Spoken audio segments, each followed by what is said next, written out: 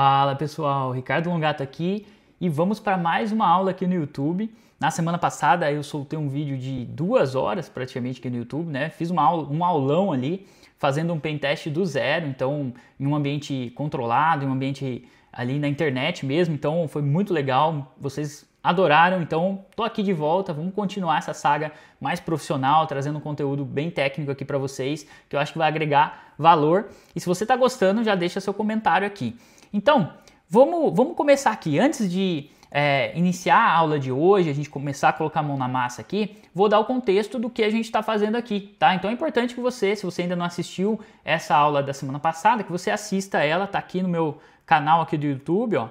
Então, é essa aula aqui, ó, venci o AF no pentest externo, ou aprenda a fazer um pentest externo real, uma aula completa. Então tem 2 horas aqui de aula, eu até já enumerei ali a aula, então você pode ir para o ponto que você quiser, mas eu recomendo que você tire um tempo para assistir essa aula, porque realmente eu mostro todo o processo de como realizar um pentest do zero. E aí vem o ponto que a gente vai entrar na aula de hoje, que é o que a gente faz, né? O que acontece quando a gente faz um pentest. Então o cliente contrata a gente para realizar o pentest, que é encontrar as vulnerabilidades, explorar as vulnerabilidades, e no final a gente vai entregar um relatório profissional para o cliente. Então aqui eu estou com um modelo de relatório profissional. Eu não vou explicar todo esse relatório porque o Matheus Buogo, ele já fez um vídeo aqui completo, está aqui no canal da DSEC, então se você ainda não está inscrito aqui no canal da DSEC Security, se inscreva porque tem bastante aulas que só saem lá no canal da DSEC também. Então, por exemplo, ó, aqui o Matheus fez uma aula completa sobre a importância do relatório técnico, aí ele explica o relatório, explica todo o detalhamento, quem tiver interesse em saber mais sobre a parte do relatório técnico. Mas beleza, vamos voltar aqui para o que eu estava falando. Então, no processo de pentest, a gente vai encontrar as falhas e depois a gente vai gerar um relatório profissional e entregar isso para o cliente. Então, nesse relatório, a gente vai falar tudo onde a gente encontrou as falhas, como a gente explorou, passo a passo, tudo que foi feito, ó.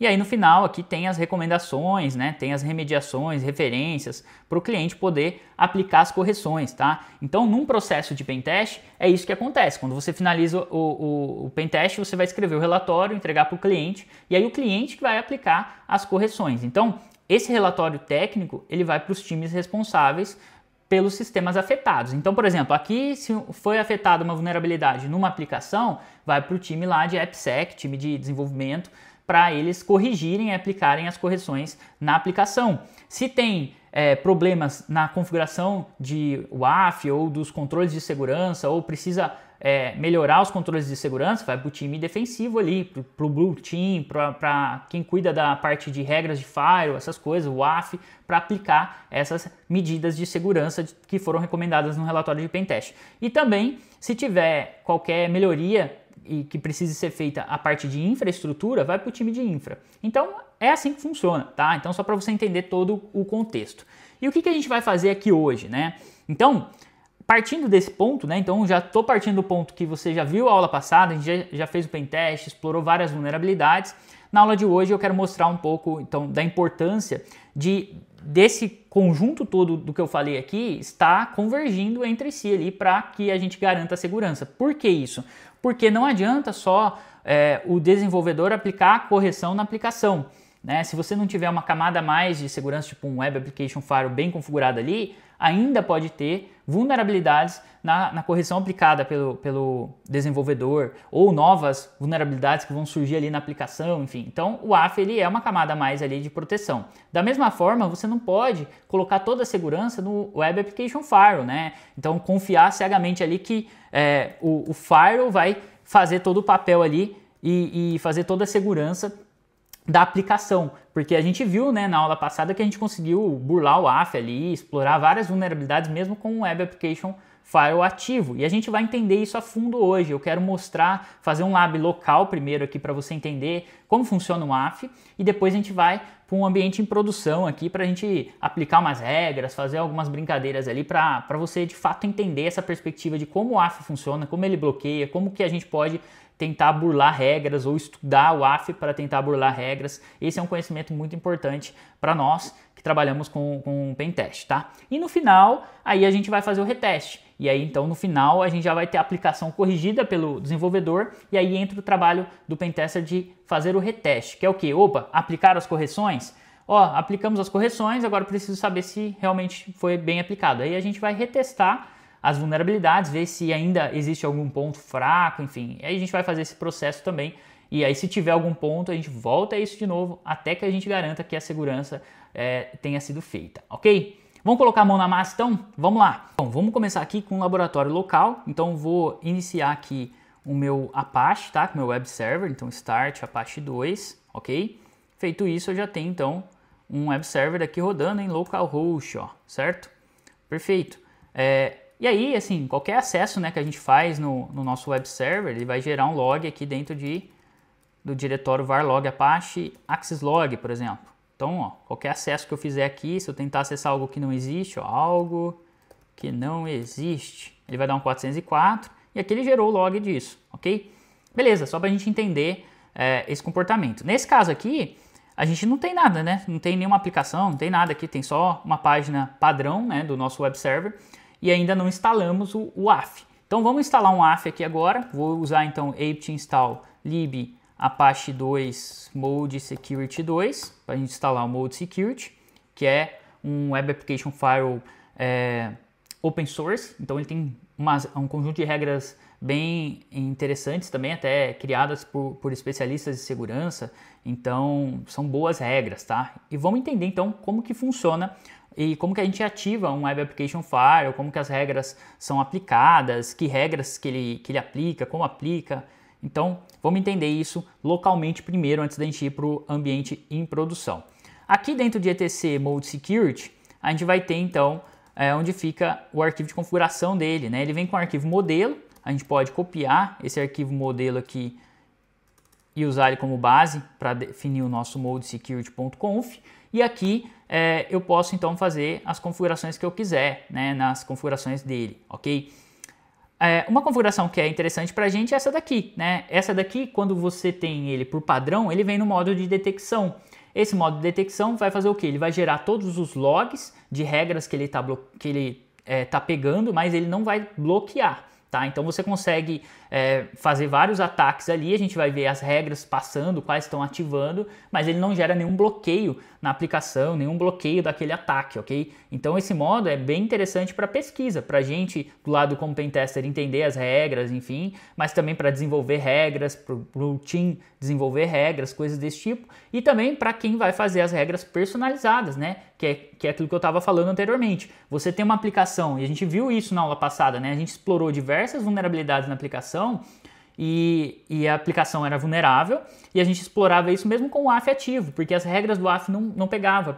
E por que não pegava? Porque não tinha regras personalizadas. Então, o que seria ideal? Criar regras personalizadas para aquela aplicação específica, né? Então, basicamente esse modo ajuda a gente a entender isso. Então, beleza, aqui eu não vou fazer nenhuma modificação, tá? Então, para a gente ativar ele, só basta eu reiniciar agora o meu Apache, ok? E aí eu já tenho o meu Mode Security funcionando no modo de detecção. Como que eu vejo, então, o que está acontecendo? Ó, eu posso ler o arquivo de log aqui, Apache 2, modesec, audit, ok? Então aqui é onde ele vai armazenar todo o log dele. Se eu acesso uma aplicação aqui, ela não vai gerar nenhum log aqui. Por quê? Porque eu não estou fazendo nenhum ataque. Agora, se eu vir aqui e tentar realizar algum ataque, colocar alguma coisa maliciosa, imagina que eu coloque ó, index.php e aí coloco aqui file igual etc pswd. Quando eu faço isso, por mais que isso não exista no servidor, ele retornou aqui um 404 porque não existe esse arquivo, não existe nada disso nesse web server configurado. Mas por que ele já gerou log aqui e teoricamente isso bloquearia no AF? Porque passou uma requisição que tem uma regra que ele vai entender isso como maliciosa. Então vamos entender um pouco desse log aqui, o que aconteceu. Ó. Então ele recebeu essa requisição, ele mostra o que foi o retorno e aqui ele mostra a regra. Ó. Então ele fala, olha, esse etc pswd aqui, no argumento file, essa regra que ele tem neste endereço aqui, ele mostra qual é a regra, isso é legal, porque aí a gente pode abrir a regra, ver, ele mostra a linha onde aconteceu esse problema, que nesse caso aqui é a linha 98, e aí ele traz, ó, tentativa de acessar um arquivo do sistema operacional. Tá? Então ele reconheceu isso, ele traz todos os logs aqui e ele fala, ó, isso aqui normalmente é um ataque LFI e tal, enfim. E aqui, outra coisa que é interessante que a gente vê, ó, é que essa regra aqui é essa daqui, ó, LFI conf. Aqui embaixo ele já pegou uma outra, ó, ataque RCE. E aqui mais para baixo ele já vai pegando outras, ele já vai mostrando outras correlações que ele vai fazendo, tá? Isso daqui é interessante porque ele não trabalha com uma única regra, ele trabalha com um conjunto gigante de regras e dependendo da ação que você faz na hora que você está realizando um ataque, ele vai acionar várias regras e não só uma.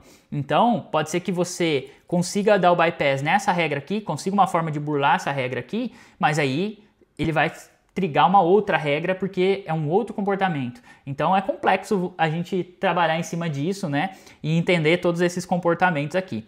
Mas vamos por partes aqui, né? Para a gente ver ele funcionando. Então aqui a gente só viu que ele, no modo de detecção, ele mostra então a regra, né? Sendo bloqueada, sendo trigada, né? Mas ele não fez nenhuma ação. Ó. A gente não teve aqui um 403, um proibido, uma tela do AF aqui, tá? Por quê? Porque ele está no modo detecção, então ele não bloqueia. Mesmo que a regra pegou, ele não está bloqueando nada. Como que a gente faz, então, para que ele bloqueie e atue como um WAF mesmo? Então a gente volta aqui para o arquivo modesecurity.conf e aqui ao invés da gente deixar no modo de detecção, a gente vai alterar isso para o modo on, que é o quê? Vamos ligar agora o motor dele e aí, nesse momento aqui, ele vai passar a bloquear. Então, se ele detectar uma regra lá, ele vai bloquear. Então, vou reiniciar aqui meu Apache para aplicar. Vou voltar aqui para a gente ler o log, ok? E agora, ó, se eu vir aqui e tentar realizar o ataque, ó, notem que o retorno agora foi forbidden 403, ou seja, ele me bloqueou.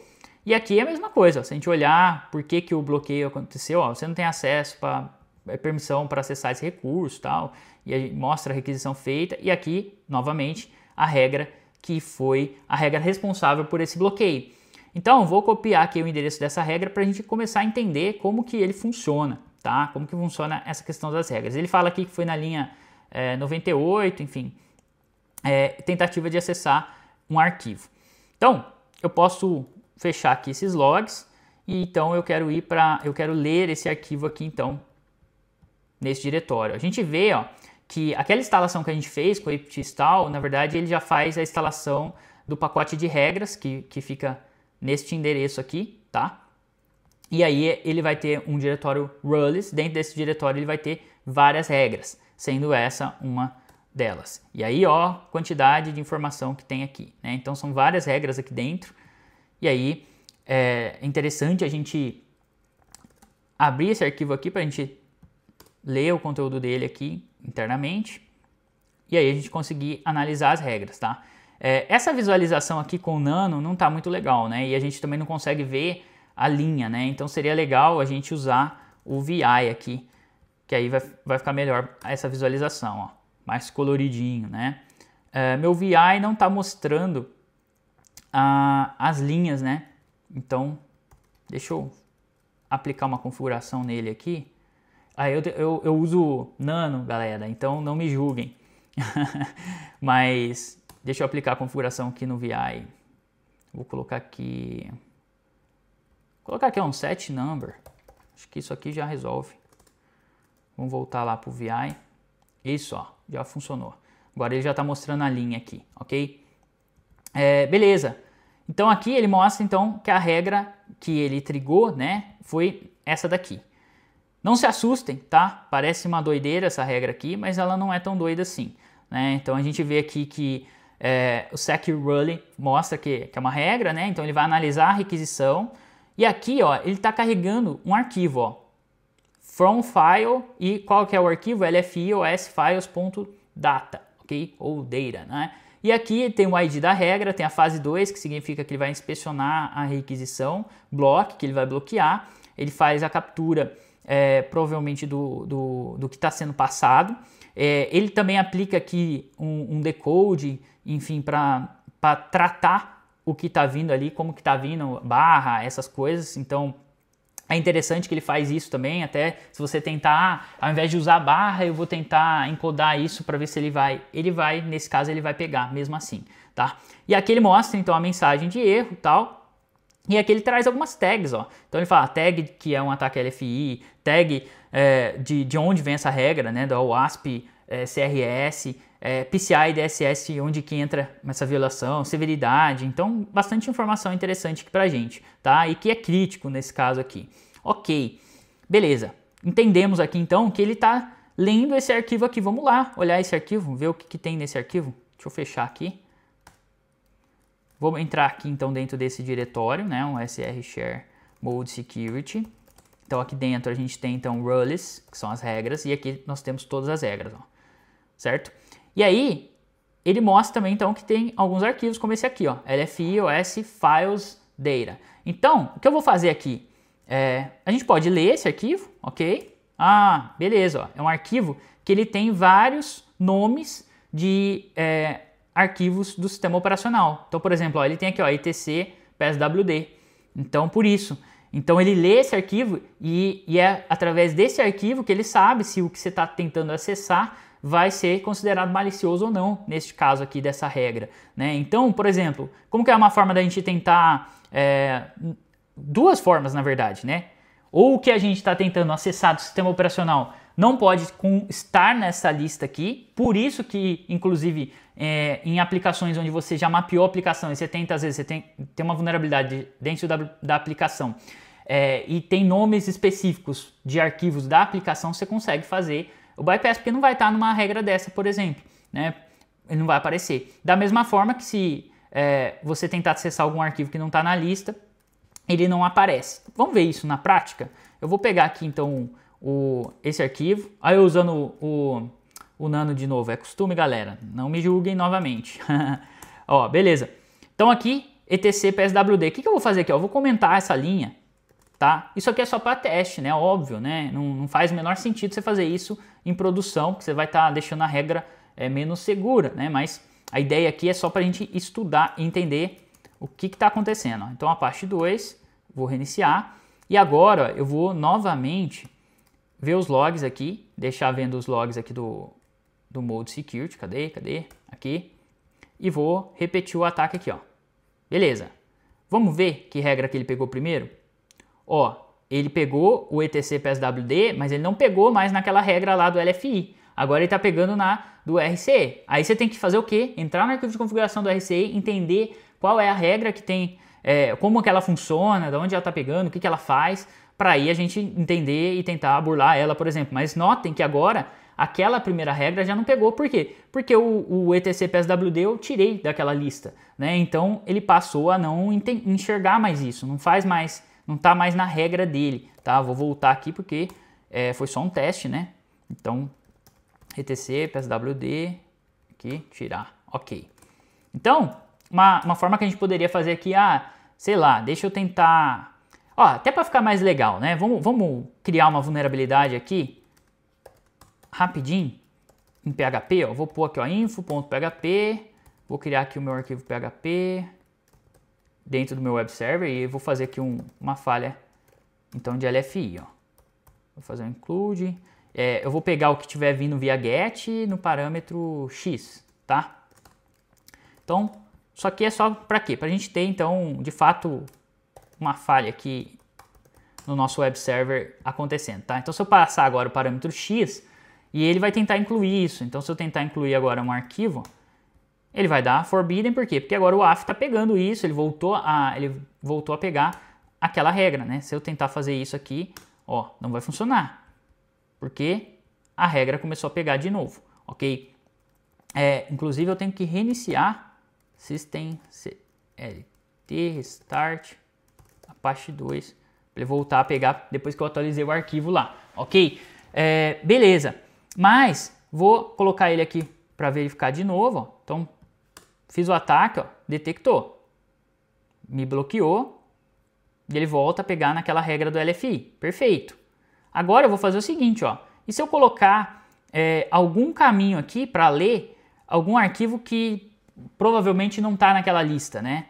E aí eu poderia tentar, por exemplo, var log dpkg.log.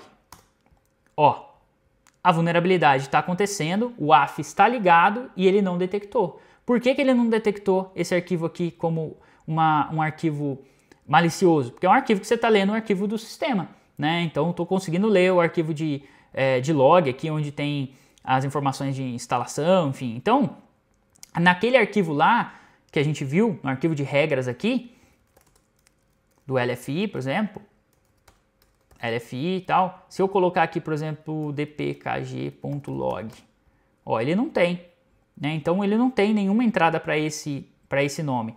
Então eu poderia olhar esse arquivo inteiro aqui, ver possibilidades de nome do que ele está tentando ali e ver o que não existe. Tudo que não existe eu conseguiria estar usando e burlando essa regra. Da mesma forma que, pensando do lado defensivo, eu posso tentar mapear o máximo de informações e adicionar num arquivo como esse, para que aí ele passe a pegar aquelas regras também, tá? Só que tudo foi só para a gente entender como que o AF funciona, né, a nível local ali, né, o que a gente pode fazer.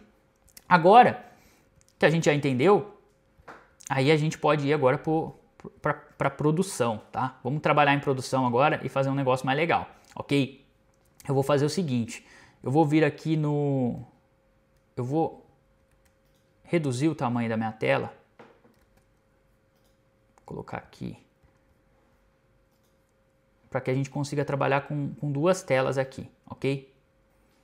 Beleza, assim eu acho que fica legal, porque aí a gente consegue ter a aplicação rodando aqui, wdsapp.corpnetwork.com.br/wdsapp,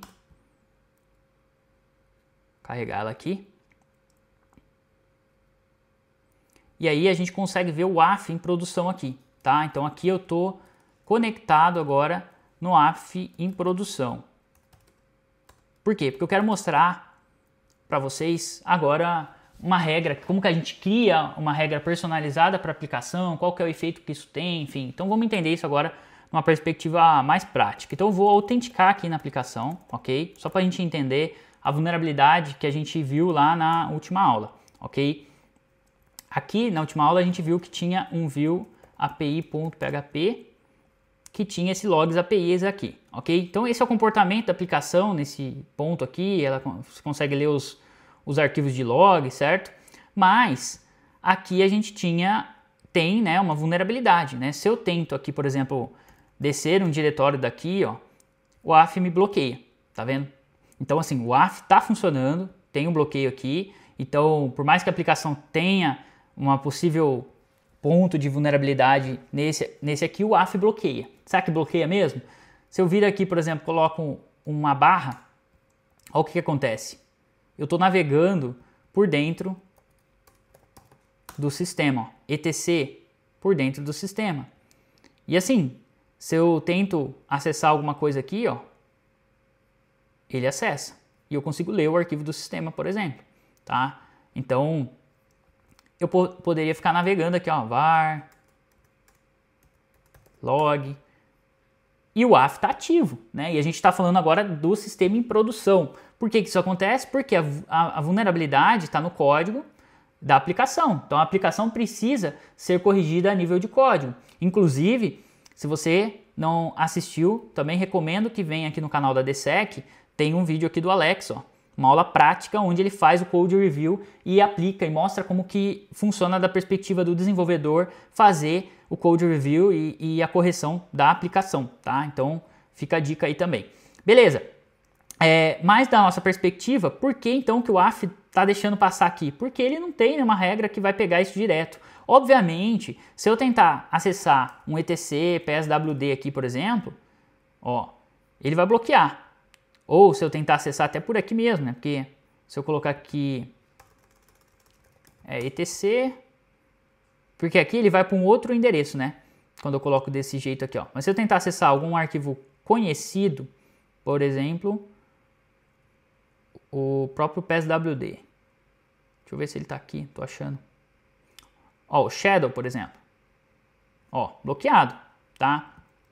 Então, beleza, o AF ele pega algumas coisas que é o que ele tem regra, mas o que ele não tem regra é um problema. Inclusive, ó, se eu venho aqui e coloco um ponto barra, significa que eu estou vendo a partir da minha raiz da aplicação. Olha que interessante, eu consigo ver o código da aplicação, eu consigo clicar aqui e ver o código, né, o código fonte já. Né, isso aqui é um problemão. Né? Então, como que a gente faz para que o nosso Web Application File passe a resolver esse problema aqui, porque as regras que ele vem por padrão não são suficientes para pegar esse problema se a gente ainda tiver, se a gente não resolver o problema a nível de código, tá? Por isso que eu falo, você tem que resolver a nível de WAF, mas também a nível de código. Então, nesse caso aqui, a gente tem a primeira regra aqui, que eu vou mostrar para vocês, que é essa daqui, ó, rally1.txt. Então, eu criei essa regra aqui para a gente fazer um teste, tá? Então, isso aqui está em produção.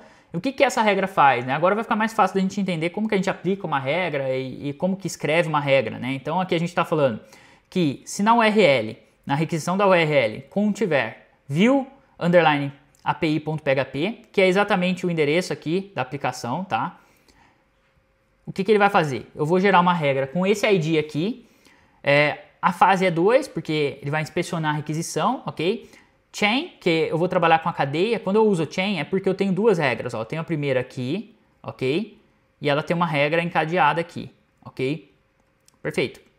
Depois eu vou falar que essa regra vai negar, se ela acontecer, com o status 403, ok? E no final eu deixo aqui, eu gero log e deixo a informação aqui, ó, possível path transversal no parâmetro logs. Então é uma regra personalizada para a minha aplicação, ok?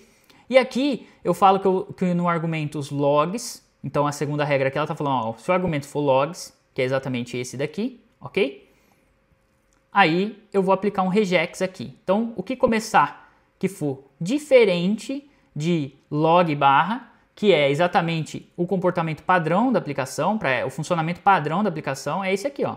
Se eu clicar aqui, ele vai habilitar o padrão, ó, normal. Esse é o funcionamento esperado, que a aplicação espera fazer dessa forma aqui, né? Então, neste caso aqui, eu preciso manter a aplicação funcionando. Não adianta eu aplicar uma regra no file que vai, no WAF, que vai quebrar a minha aplicação, tá? Então, o que eu estou falando aqui nesse regex é, olha, tem que começar com log barra, ok? Tudo que for diferente de log barra vai cair nessa regra e é para ele bloquear. E que for ponto ou barra, ok? Então é isso que essa regra faz. Como que eu ativo ela? Eu gero essa regra aqui com .conf. Posso gerar aqui, ó, dsec.conf. E aí depois disso basta a gente reiniciar o nosso Apache aqui. Esperar ele reiniciar. Beleza. Agora vamos ler o arquivo de log para a gente ver se ele vai bloquear. Modesec audit, ok? E agora eu venho aqui, ó, beleza. Vamos ver se o comportamento padrão está funcionando. Vou clicar num arquivo aqui padrão. Ó, beleza, está funcionando. Agora vou tentar fazer um ataque. Vou vir aqui, fazer aquele mesmo que eu fiz, ó, ponto barra. Acesso bloqueado. Vamos ver o que aconteceu? Vou subir aqui. Ó. Viu a API, quando eu tentei fazer o ponto barra, forbidden, que ele bloqueou, tal. E aí, qual foi a regra aqui responsável por esse bloqueio? Exatamente a regra que a gente acabou de escrever aqui, né? Então, foi um padrão que ele combinou aqui, né? Que ele recebeu aqui na linha 1, e aí ele já mostra isso pra gente, tá? Então, é basicamente dessa forma que a gente consegue fazer uma regra personalizada. Então, o que antes o WAF não pegava, agora ele começa a pegar porque eu criei uma regra que protege para isso.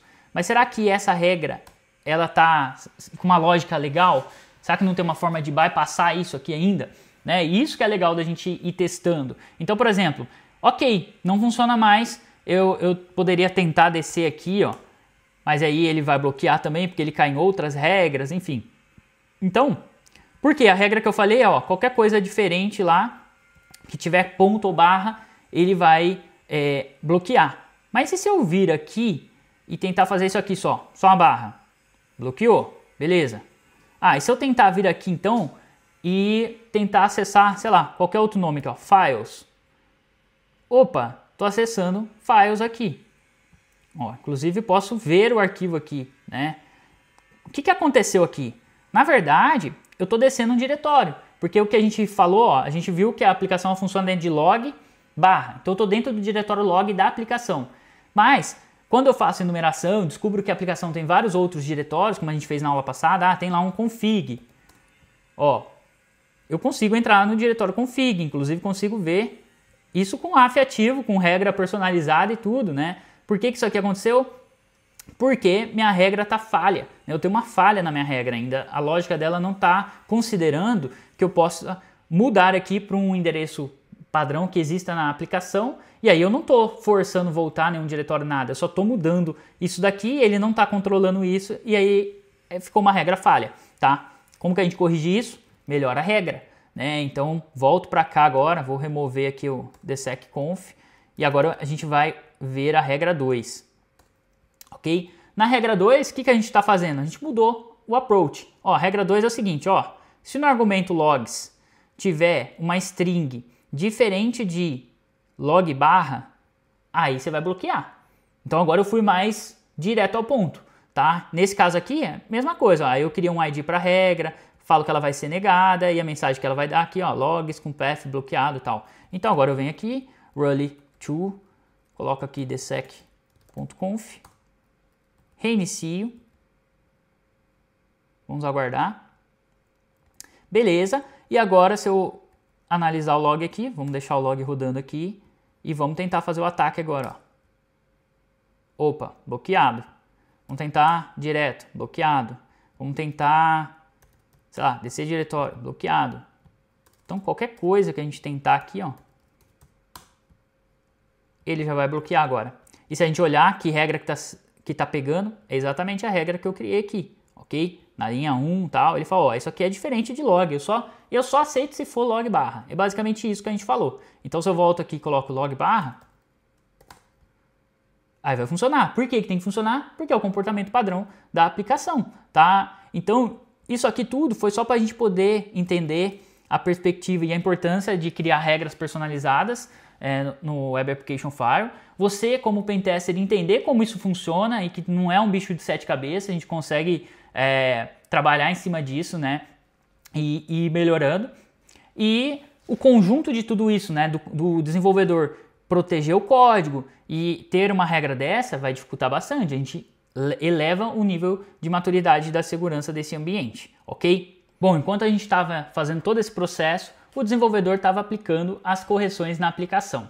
E agora chegou a hora de a gente fazer o reteste. Então a gente vai trabalhar agora com o reteste de 2 vulnerabilidades que foram corrigidas, ok? Então, só para a gente relembrar, a gente tinha visto, né, na aplicação aqui que a gente conseguia fazer fuzzing nesse endpoint aqui da API, conseguia vazar dados, acessar dados, tendo o token ali direto, né, sem ter autenticado.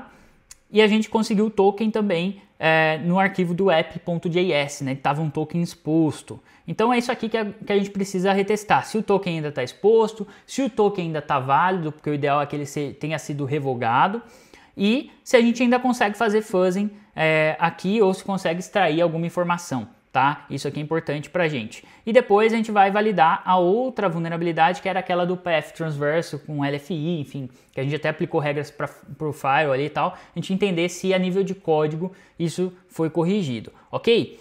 Vamos lá então. Bom, eu deixei aqui na área de trabalho até o curl, né, que a gente tinha feito aqui daquele teste do token, tá? Só para a gente manter aqui já mais fácil aqui pra gente, ok? Então o token estava aqui, aí a gente acessou clientes, que era onde tinha informação exposta ali dessa API, ok? Beleza. Primeira coisa que a gente vai fazer aqui então é validar se na aplicação ela ainda tem o token exposto, né? Então fazendo aqui o reteste, a gente vê aqui o app.js, ó, não tem mais o token exposto aqui, ok? Esse é o primeiro ponto que a gente precisa se atentar. E aí, obviamente, você não vai só olhar o arquivo direto ali, né? O que é o ideal? É você analisar a aplicação como um todo ali, porque você não sabe, o desenvolvedor nem sempre vai te falar o que ele fez ali para corrigir o problema, tá? Então a aplicação, o sistema vem de volta para o pentester para fazer o reteste, a gente valida exatamente o que a gente fez, replica exatamente o que a gente fez, ok, não tem mais o app.js, mas sei lá, e se ele criou um token.js? Ou um token, sei lá, alguma outra coisa. Então é interessante você dar uma olhada aqui também na estrutura, ver se mudou alguma coisa.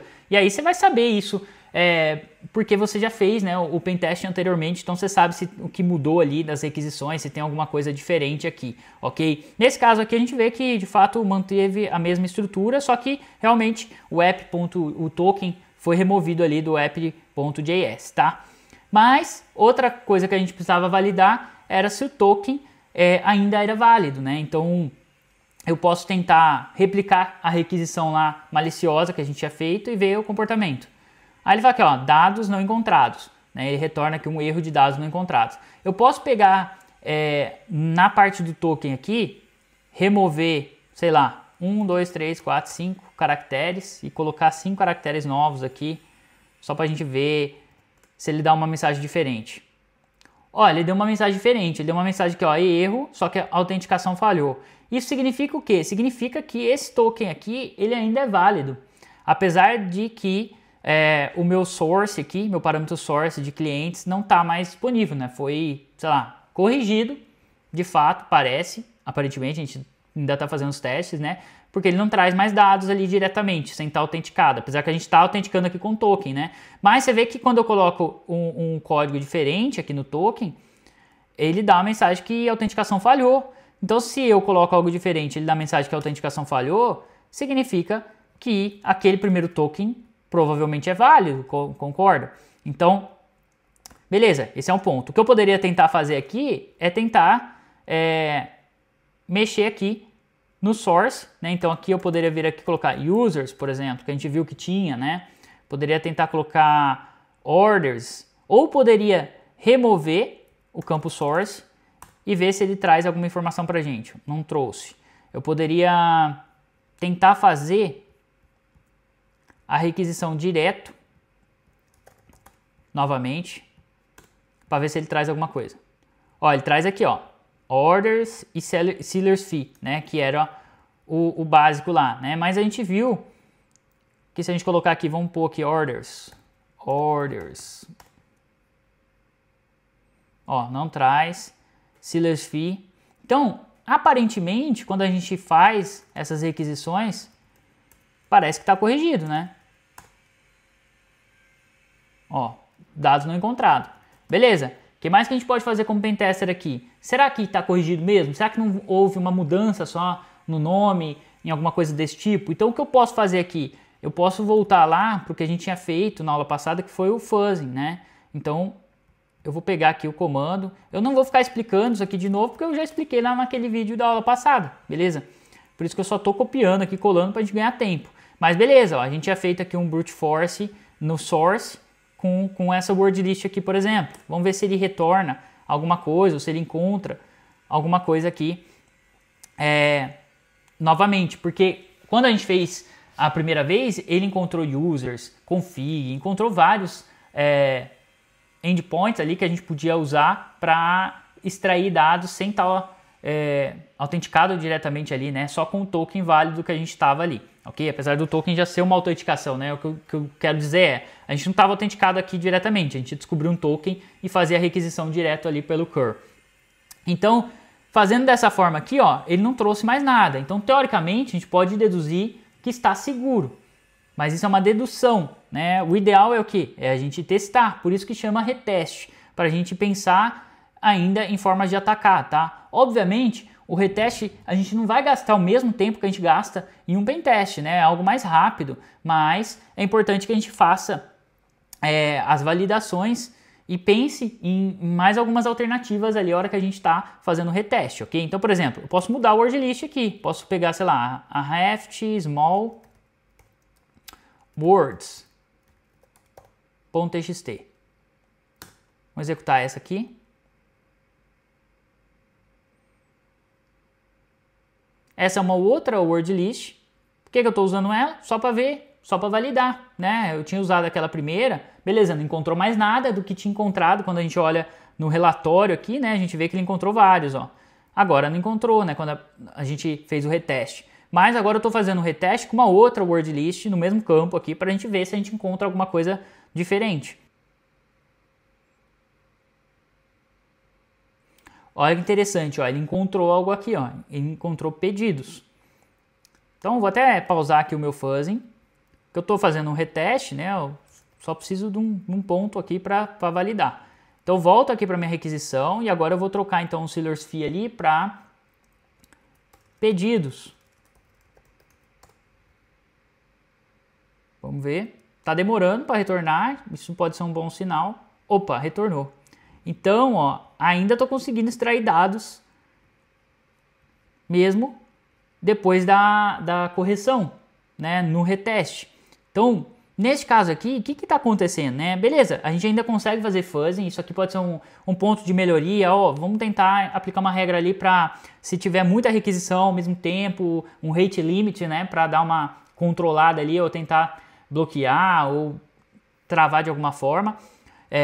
Então sim, dá para pôr algumas medidas nessa questão do brute force, mas também é importante a gente pensar nisso, ó, isso está acontecendo por quê? Porque o token ele ainda é válido, né? Então é importante revogar esse token. Então nesse reteste aqui a gente mostra que, opa, eu fiz um fuzzing novamente com uma outra word list, descobri os pedidos e desses pedidos aqui eu consegui ainda extrair dados porque o token ainda está válido, tá? O que eu posso testar aqui e se eu botar tirar uma informação desse token aqui, né? Vou mudar aqui o 53 para 54. Ó, a autenticação falhou. Ou seja, se eu não tiver um token válido, de fato eu não vou conseguir fazer isso, né? Porque o token válido eu precisaria obter. E eu obtive ele lá no app.js a primeira vez, né? Agora não está mais disponível ali, mas eu ainda poderia encontrar esse token na internet, em algum lugar, no Web Archive, enfim, em caches, mas por isso que é importante revogar ele. Então, nesse reteste, eu iria fazer essa prova de conceito que eu fiz aqui, mostrando, olha, ainda consegui extrair do pedidos, porque o token ainda está válido. O ideal, a correção aqui é que esse token precise ser revogado, tá? E beleza. Isso já vai resolver esse problema aqui, ok? E qual que era a outra vulnerabilidade que a gente tinha visto, né? Que era o Path Transversal, né? Então eu vou fazer o reteste agora na outra vulnerabilidade. Vou autenticar aqui. Beleza.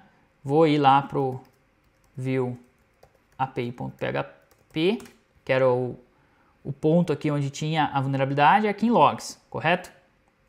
E aqui a gente vê que ele tem os arquivos aqui, ó. Se eu clicar aqui no arquivo, ele lê o arquivo, mas notem que já mudou alguma coisa aqui na URL, né? A gente vê que agora ele está com... Aqui ele tem um numérico aqui, né? 1, 2. Não sei se aqui muda alguma coisa diretamente, né? A gente tem que validar. A gente pode ver o comportamento, enfim. Mas a gente nota que o que acontece? Se eu voltar aqui, clicar aqui em logs de novo, quando eu clico no arquivo, ele traz isso em base 64 para a gente, tá? Então, o que eu posso ver aqui vou pegar esse base 64, ou posso tentar fazer, posso tentar acessar o arquivo diretamente, sem passar o base 64, mas vamos só ver o que é esse base 64 aqui, ó. Base 64-D é o nome do arquivo, né? Que ele inclusive exibiu aqui, ó, que é o arquivo de log, né? Eu poderia tentar acessar esse arquivo aqui, ó, direto, só para tentar entender. Ele ficou doidão. Por quê? Porque provavelmente agora isso está em base 64 e aí ele espera que o que vai vir daqui seja base 64. Poderia tentar forçar a extensão. Ó, ficou doidão? Beleza. Eu posso tentar colocar aqui barra para ver como é que ele se comporta. Ponto barra. Enfim, aparentemente parece que a gente não consegue, né, navegar diretamente aqui. Poderia, sei lá, etc pswd, o WAF vai pegar. Beleza. Poderia, aquele teste que a gente fez local lá, ó, var log dp kg.log.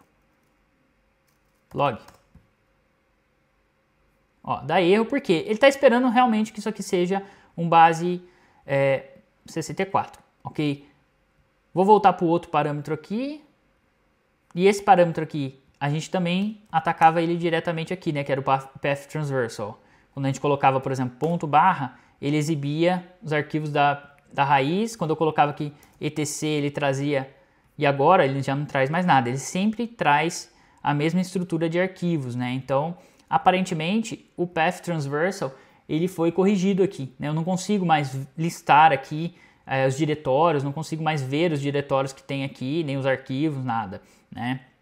Agora, o que eu posso tentar testar aqui é quando eu clico, né, no arquivo, ele sai de logs para log, e aí ele passa esse base 64 aqui. E aí aqui ele está trazendo, né, o conteúdo do arquivo, que esse é o comportamento padrão da aplicação.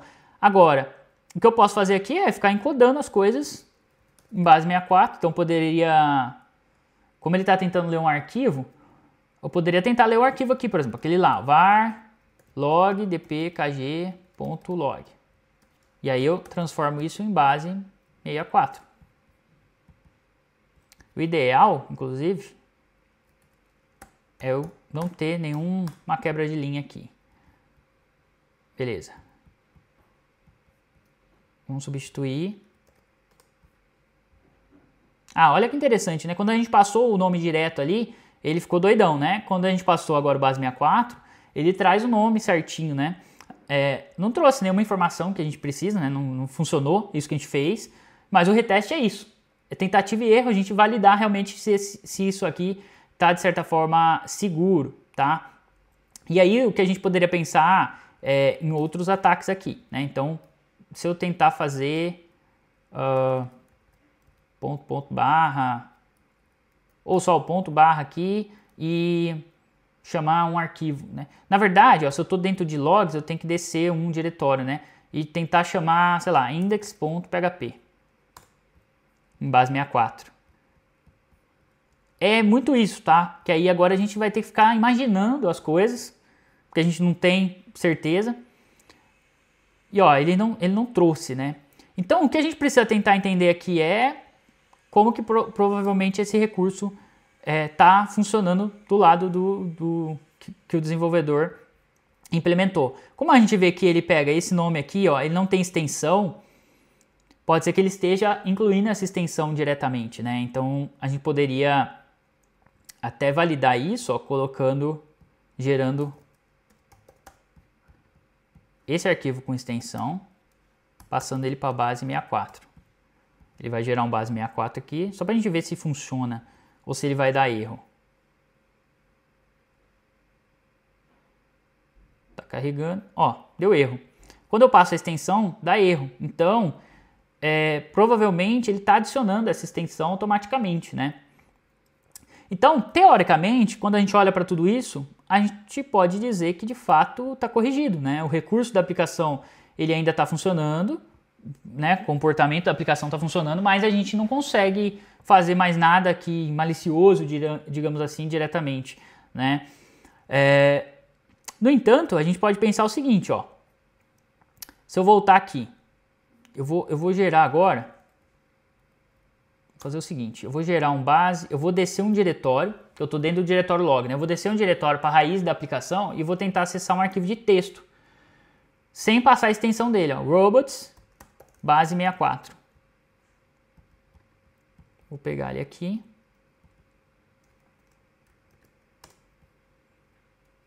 Opa, funcionou. Olha que interessante, funcionou, né? Então o que eu fiz aqui, ó, eu não passei a extensão, porque só para entender, né, a aplicação, ela tem um robots aqui, ó, robots.txt. OK? Ela tem esse arquivo aqui. Então assim, se a gente fizer um brute force, a gente vai descobrir que tem arquivos em vários pontos da aplicação ali, né? Mas se a gente descobrir, por exemplo, arquivos txt nesse caso, como a gente viu que ele está concatenando com txt e não passa a extensão, a gente pode manipular isso, porque o base 64 é só encode e decode, né? Então a gente tem controle de fazer, de decodificar e encodar em base 64. Então nesse caso aqui eu faço o quê? Eu tiro a extensão, porque ele vai adicionar sozinho, e aqui eu desci um diretório, porque se eu não descer esse diretório, ele vai tentar achar o robots dentro de logs. E logs, pelo que eu vi ali, só tem os arquivos de log mesmo, né? Então nesse caso aqui, ó, a gente conseguiu acessar um arquivo. Tá certo que esse arquivo aqui é um arquivo que já está público ali, né? Então não teria um impacto nenhum, mas da perspectiva de reteste, isso não deveria acontecer. Eu não deveria conseguir manipular e voltar. Por quê? Porque se eu mapear a aplicação e descobrir que ela tem, por exemplo, arquivos txt, que pode ter, sei lá, um config.txt, alguma coisa desse tipo, backup. Não sei o que lá, info.txt, eu poderia ler o conteúdo desse arquivo diretamente pela aplicação usando isso aqui. Então, o correto é que seja revisto essa parte aqui para que eu não consiga manipular. Talvez não usar o base 64 ou talvez usar alguma outra forma de que eu não tenha esse controle de conseguir tentar manipular aqui, ok? Então o processo do reteste é basicamente esse, né? A gente vai testando, retestando, né, tudo que a gente já tinha feito antes e depois a gente gera mais uma documentação menor, obviamente, só com esses pontos do que a gente viu. Se tiver 100%, você já manda, ó, isso aqui está corrigido, ok, manda a evidência de que está corrigido, que você não consegue mais fazer nada. E se tiver algum ponto de atenção, você marca esse ponto de atenção, devolve, o cliente vai aplicar novamente uma nova correção, você faz o reteste de novo, ok? Até que a gente garanta a segurança. Espero que vocês tenham gostado desse vídeo e a semana que vem tem mais.